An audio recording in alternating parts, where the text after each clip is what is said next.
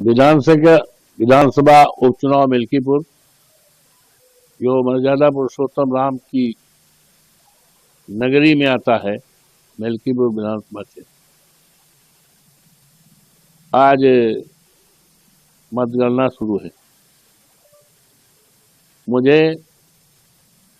शिवतुल्य मतदाताओं पर प्रभु श्री राम की कृपा पर, हनुमान जी की कृपा पर, माँ सरयू माई की कृपा पर और हमारे नेता माननीय अखिलेश यादव जी की कृपा पर यकीन और विश्वास के साथ मैं कह सकता हूं और कह रहा हूं कि भारतीय जनता पार्टी ने यूं तो बेईमानी का पूरा रिकॉर्ड तोड़ दिया गया।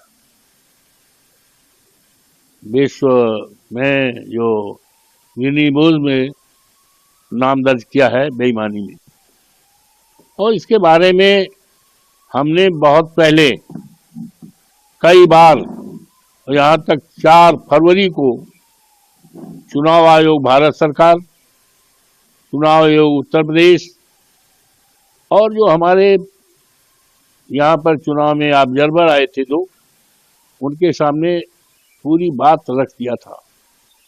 एक एक अक्षर उन्होंने पढ़ा और जो जो शिकायतें और संभावनाएं थी जिनके बारे में मैंने उनको पूरी तरह से, और यहाँ के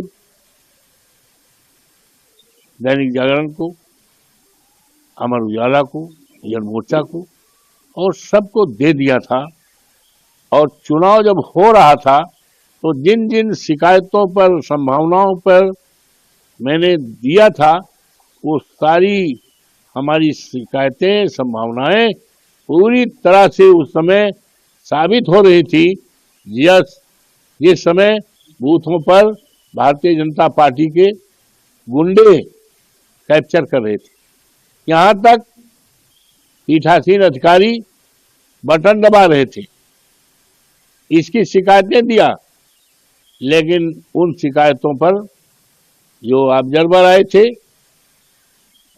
अटेंड करते थे जरूर, हाँ जी करते, लेकिन कुछ नहीं किया और पूरी तरह से लूटपाट किया गया। इसके बावजूद भी भारतीय जनता पार्टी हारेगी।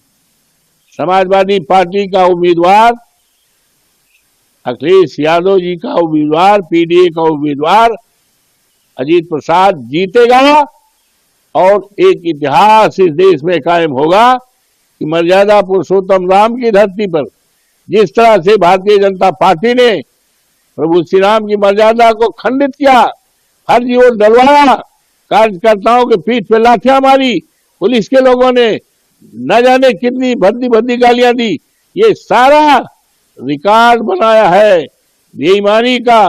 और अफसोस है कि चुनाव आयोग पूरी तरह से खामोश रहा।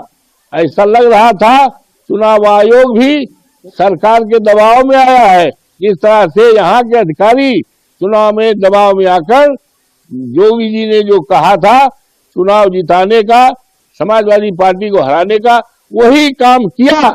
लेकिन इसके बावजूद भी आज मतगणना हो रही है, समाजवादी पार्टी जीतेगी, भारतीय जनता पार्टी हारेगी और देश दुनिया में एक इतिहास बनेगा और भारतीय जनता पार्टी के सफाया की शुरुआत मिल्कीपुर से होगी।